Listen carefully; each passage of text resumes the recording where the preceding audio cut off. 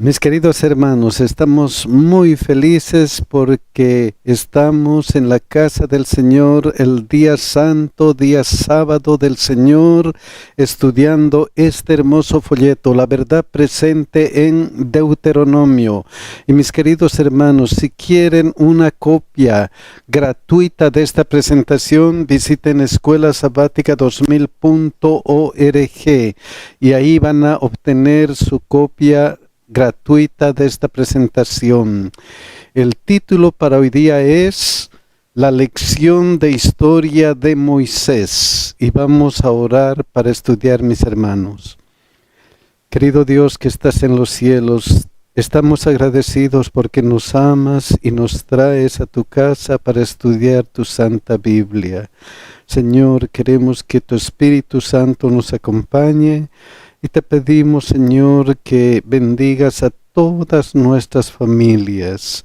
Quédate con nosotros y cuida de una manera especial a nuestros hijos. En el nombre de Jesús te lo rogamos. Amén.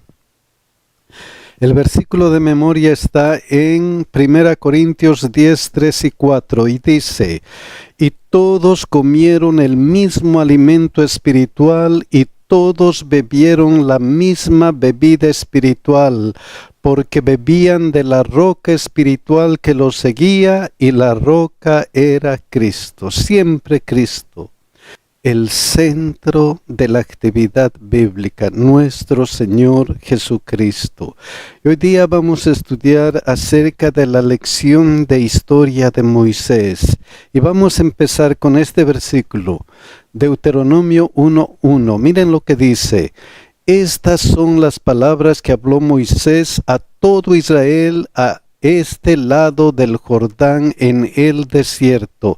Estas son las palabras que habló Moisés. La primera vez que se escucha de Moisés en la Biblia es Éxodo capítulo 2. Y miren lo que dice este versículo. Éxodo 2:10. Y cuando el niño creció, ella lo trajo a la hija de Faraón, la cual lo prohijó, y le puso por nombre Moisés, diciendo: porque de las aguas lo saqué. Y le puso por nombre Moisés. Y desde ese momento Moisés fue un hombre especial. Era tan especial que miren lo que dice Deuteronomio 34:10 de él. Y nunca más se levantó profeta en Israel como Moisés. Nunca más se levantó un profeta como Moisés. ¿Cuál era su secreto? ¿Cuál era el secreto para que Moisés sea el gran profeta? Miren lo que dice el versículo: a quien haya conocido Jehová cara a cara, una relación íntima entre Moisés y Dios y Moisés. Ese era el secreto de su éxito espiritual. Y ese va a ser el secreto de nuestra vida espiritual. Una relación íntima con nuestro Dios. Eso es lo que tenemos que buscar. Era tan íntima esa relación con Dios que cuando el pueblo de Israel pecó, se hicieron un becerro de oro. Miren cómo actuó Moisés por esa relación íntima. Éxodo 32:30. Y aconteció que al día siguiente dijo Moisés al pueblo: vosotros habéis cometido un gran pecado, pero yo subiré ahora a Jehová, quizá le aplacaré acerca de vuestro pecado. ¿Qué relación? Yo voy a ir a hablar con Dios. Voy a hablar con Dios. Quizá Él se apiade de ustedes. Y miren cómo continúa. Éxodo 32:31. Entonces volvió Moisés a Jehová y dijo: te ruego pues, este pueblo ha cometido un gran pecado, porque se hicieron dioses de oro. Una oración especial, una oración de intercesión. Señor, te ruego por este pueblo. Y miren lo que dice Éxodo 32:32, que perdones ahora su pecado. ¡Qué pedido más especial! Es que él tenía una relación íntima con Dios. Por eso él podía pedir. Pero lo más grande de Moisés, lo más hermoso de Moisés es esto. Y si no, ráeme ahora de tu libro que has escrito. Si no, aquí estoy, Señor. Me entrego por ellos. Me entrego por ellos. ¿A qué nos recuerda eso? Nos recuerda lo que dice 1 Pedro 2:24. Quien llevó él mismo nuestros pecados en su cuerpo sobre el madero, para que nosotros, estando muertos a los pecados, vivamos a la justicia, y por cuya herida fuisteis sanados. Nos recuerda el sacrificio de nuestro Señor Jesucristo, el que fue muerto por nuestros pecados. ¿Para qué? Para que podamos vivir mediante Él la vida eterna, para que podamos ser perdonados por Dios. Por eso Hebreos 7:25 dice, por lo cual puede también salvar perpetuamente a los que por él se acercan a Dios, viviendo siempre para interceder por ellos, como Moisés. Señor, te pido que les perdones. Ese es el pedido de Dios para cada uno de nosotros.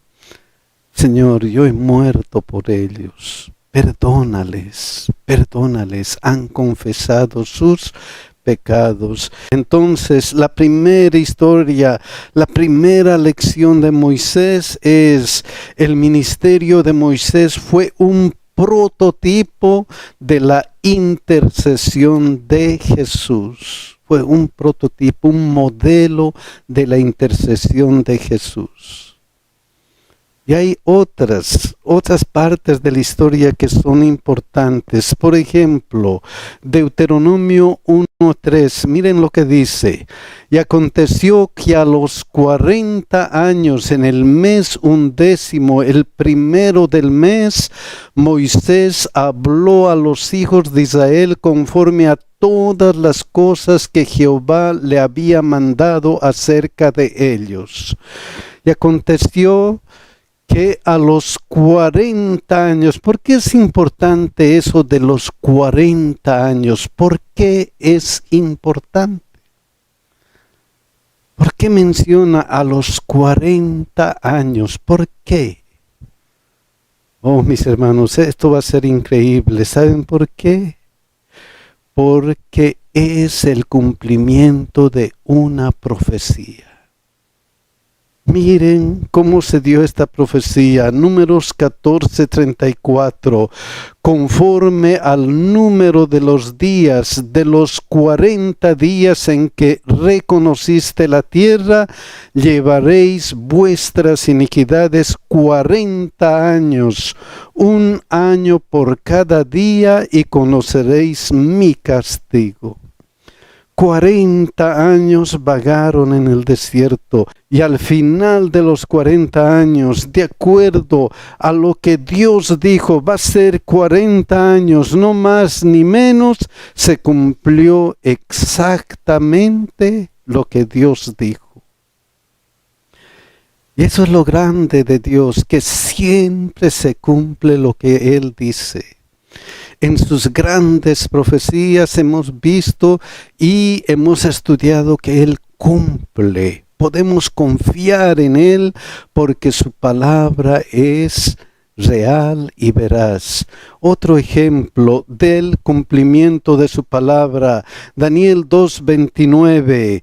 Estando tú, oh rey, en tu cama, te vinieron pensamientos por saber lo que había de ser en lo porvenir, y el que revela los misterios te mostró lo que ha de ser.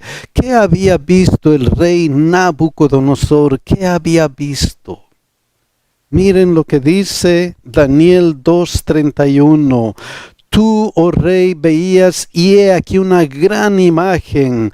Esta imagen que era muy grande y cuya gloria era muy sublime, estaba en pie delante de ti y su aspecto era terrible. Había visto una gran imagen, una estatua.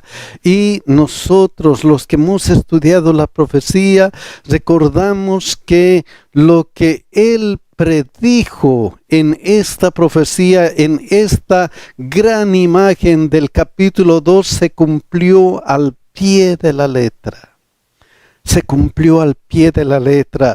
Y luego el capítulo 7, el capítulo 8 de Daniel, todo lo que Daniel dijo se cumplió y la historia confirma esas profecías.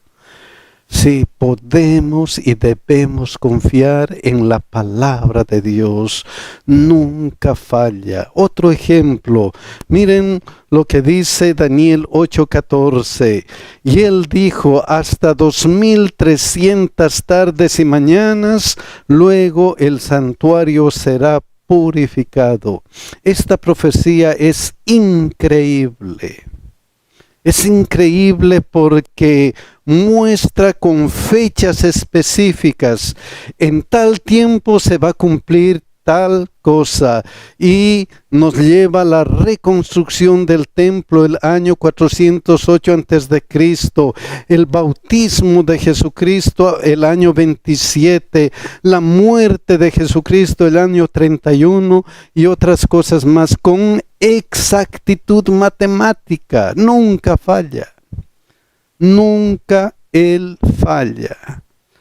Y en esta oportunidad que estamos estudiando Deuteronomio, nosotros vemos que él cumplió esta profecía de los 40 días. Entonces eso nos da una seguridad. La historia nos dice que podemos confiar en Dios porque lo que dice se cumple. Lo que dice se cumple. Y efectivamente, miren lo que pasó aquí, Nehemías 9:21. Los sustentaste 40 años en el desierto, de ninguna cosa tuvieron necesidad. Sus vestidos no se envejecieron, ni se hincharon sus pies. Los sustentaste en el desierto 40 años. Tal como dijo su profecía. Podemos confiar en Dios. Pero ¿por qué 40 años? ¿Qué había ocurrido? ¿Qué sucedió? Miren lo que dice Deuteronomio 1:6. Jehová nuestro Dios nos habló en Horeb diciendo, habéis estado bastante tiempo en este monte, están mucho tiempo en este monte. Entonces, ¿qué? Deuteronomio 1:8. Mirad, yo os he entregado la tierra, entrad y poseed la tierra que Jehová juró a vuestros padres, Abraham, Isaac y Jacob, que les daría a ellos y a su descendencia después de ellos. Dios había prometido a los padres de Israel, a Abraham le había prometido. Miren qué es lo que le ha prometido. Génesis 12:7. Y apareció Jehová a Abraham y le dijo, a tu descendencia daré esta tierra. Dios le había prometido a Abraham y como él siempre cumple, como podemos confiar en él, ¿qué sucedió? Entrad y poseed la tierra que Jehová ha prometido a sus padres. Él siempre cumple su palabra. Luego miren lo que dice Génesis 22:17. De cierto te bendeciré y multiplicaré tu descendencia como las estrellas del cielo, como la arena que está a la orilla del mar. Sí, Dios había prometido no solamente que van a poseer esta tierra, sino que la descendencia de Abraham iba a ser innumerable, iba a ser mucha descendencia. Y miren lo que dice Deuteronomio 1:10. Jehová vuestro Dios os ha multiplicado, y he aquí hoy vosotros sois como las estrellas del cielo en multitud. Imagínense Dios cumpliendo su palabra. Dios cumpliendo su palabra. Y entonces luego le dice, y tu descendencia poseerá las puertas de tus enemigos. Entren, posean la tierra que Jehová juró a vuestros padres. Entren, aquí está. Es que, como dijimos, hermanos, Dios siempre cumple lo que dice en su palabra. Si Él dice algo, podemos confiar en nuestro Dios. Pero con el crecimiento hay problemas y hay necesidad de organizarse. Miren lo que dice Deuteronomio 1:12. ¿Cómo llevaré yo solo vuestras molestias, vuestras cargas, vuestros pleitos? Hay problemas. Entonces, ¿cómo llevaré yo solo vuestras cargas? Y miren lo que continúa, Deuteronomio 1:13 y 15.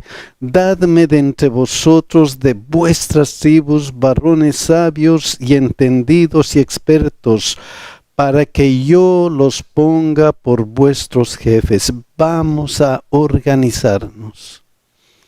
Denme lo mejor y voy a ponerles por jefes. Luego que, y me respondisteis y dijisteis, bueno es hacer lo que has dicho. Y tomé a los principales de vuestras tribus, varones sabios y expertos, y los puse por jefes sobre vosotros, jefes de millares, de centenas, de 50 y de 10, y gobernadores de vuestras tribus.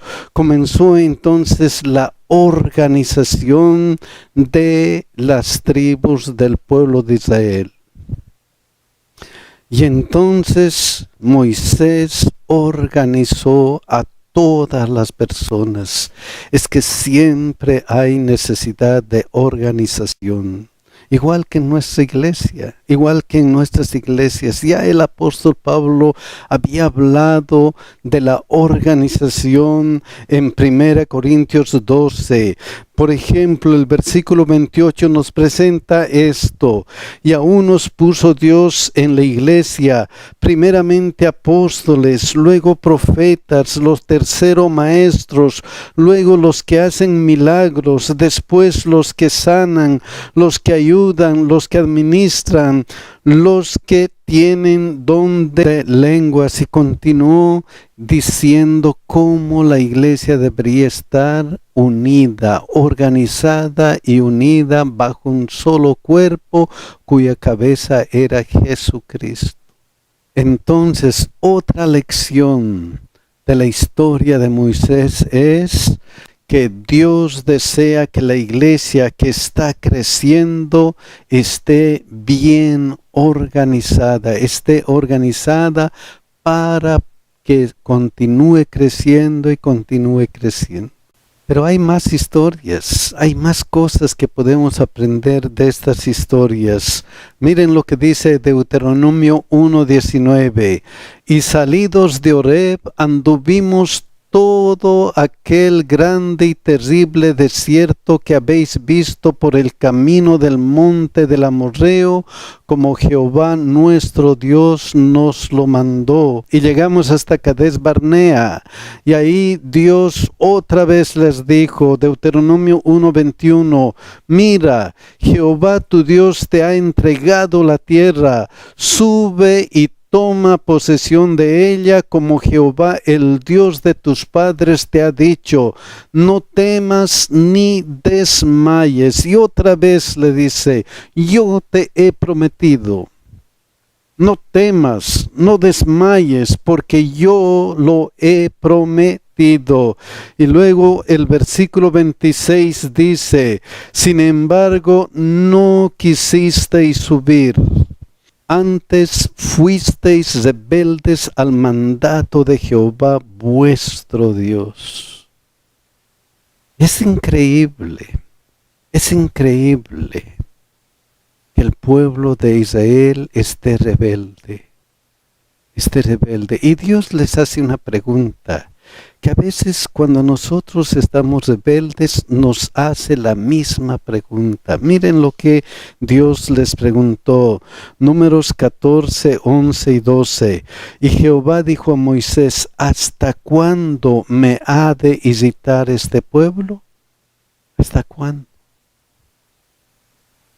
¿Hasta cuándo vas a estar rebelde? ¿Hasta cuándo vamos a estar rebeldes? ¿Hasta cuándo? Y miren esta otra pregunta.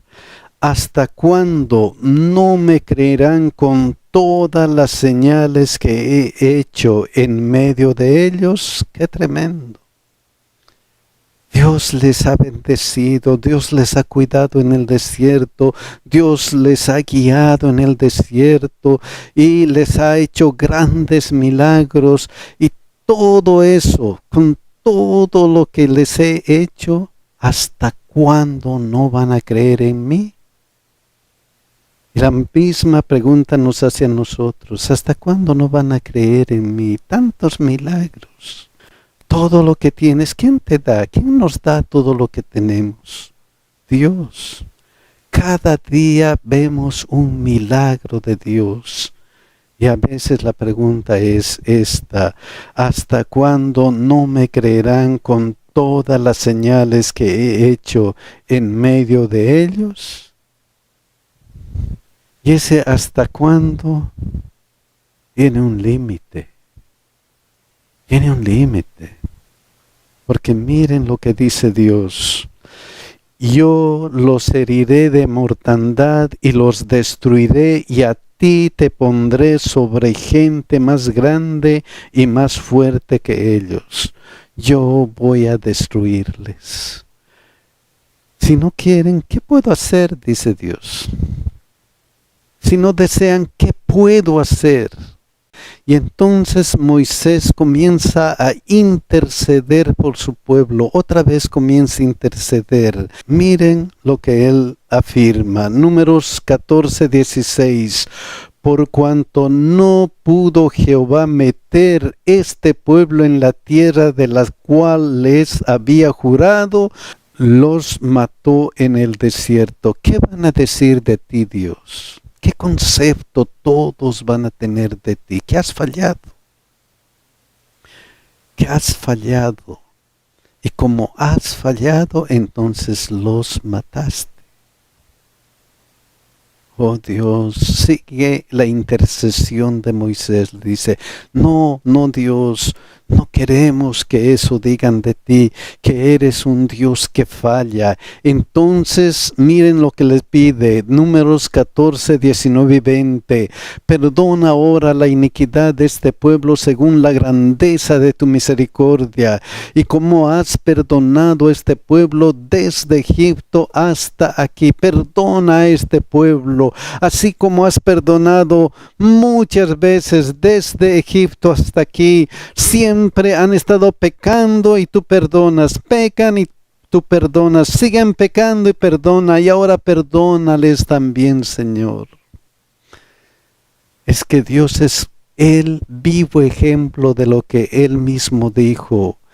Podrás perdonar a tu hermano 70 veces, ¿qué cosa? 7, no importa cuántas veces.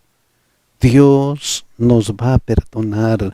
Dios ha perdonado a su pueblo y Dios promete perdonar a su pueblo. Y como Moisés está intercediendo, entonces, ¿qué es lo que sucede? Entonces Jehová dijo: yo lo he perdonado conforme a tu dicho. Yo lo he perdonado.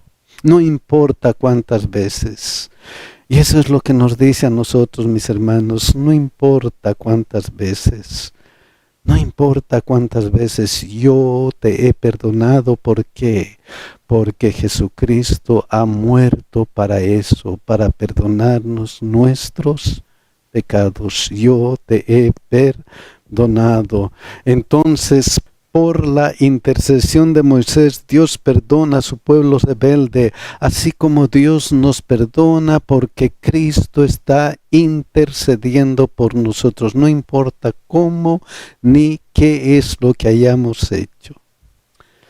Pero la historia continúa y entraron a la tierra prometida y miren lo que sucede. Deuteronomio 2:34. Tomamos entonces todas sus ciudades. Qué bueno, tomaron todas sus ciudades. Pero aquí hay una declaración que a veces nos hace pensar seriamente. Miren lo que dice: y destruimos todas las ciudades, hombres, mujeres y niños, no dejamos ninguno. ¿Por qué niños? ¿Por qué mujeres? ¿Por qué? A veces algunos se hacen esa gran pregunta: ¿por qué Dios es injusto? ¿Por qué ellos? ¿Por qué? ¿Por qué? ¿Por qué?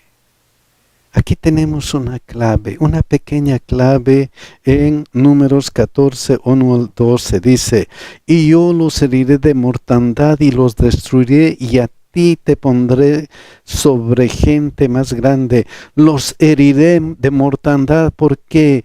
Porque no creen. ¿Hasta cuándo? ¿Hasta cuándo? Ya les he perdonado y no creen. Entonces van a sufrir, ¿qué cosa? Las consecuencias. ¿Las consecuencias de qué? De su pecado. Cuando Jonás estuvo en la tierra profetizando, él que dijo: Nínive será, ¿qué cosa? Destruida. Nínive será destruida. Iban a ser destruidos. Pero ¿qué pasó? Se arrepintieron.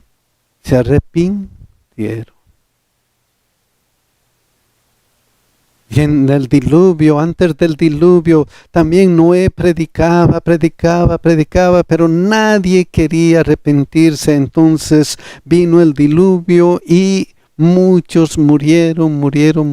¿Por qué? Porque la paga del pecado es muerte. ¿Qué diremos de Sodoma y Gomorra? Sodoma y Gomorra de la misma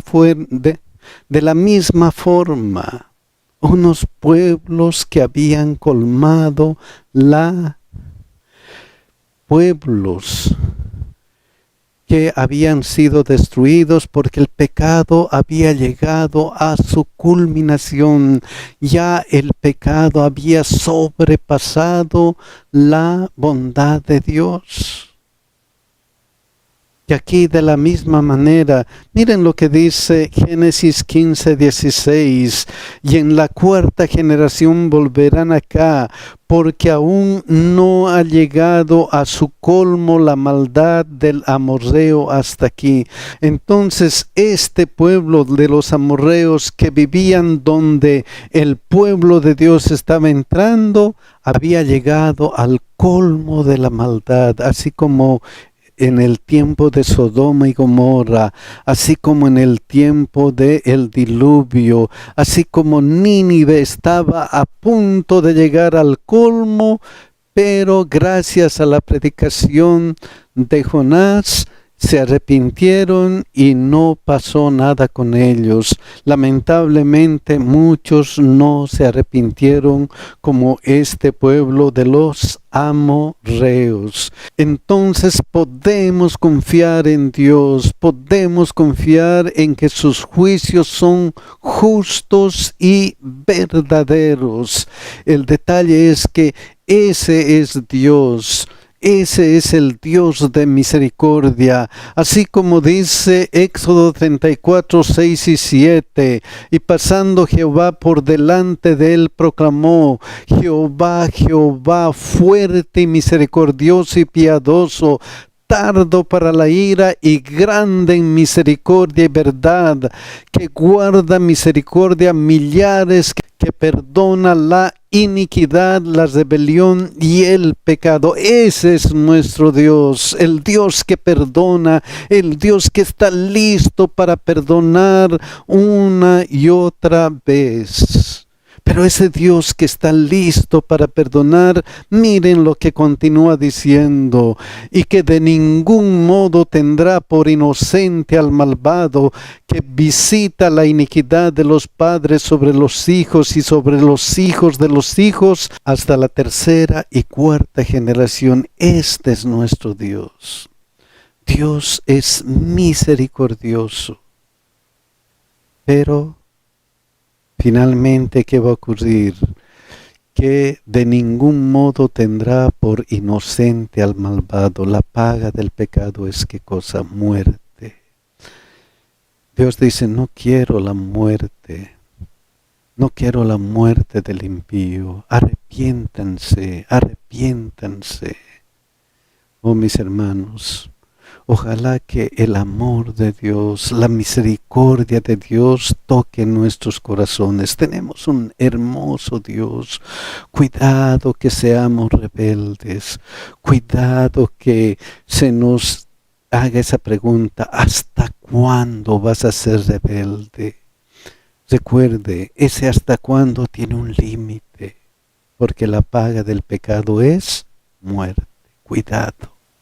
Cuidado, mis hermanos, ojalá que nosotros nos entreguemos a Dios y le digamos, Señor, gracias porque puedes perdonarme y quiero tu perdón. Dame la vida eterna y ayúdame a vivir como Moisés en una relación íntima contigo. Que Dios nos bendiga y que Dios nos cuide, mis hermanos.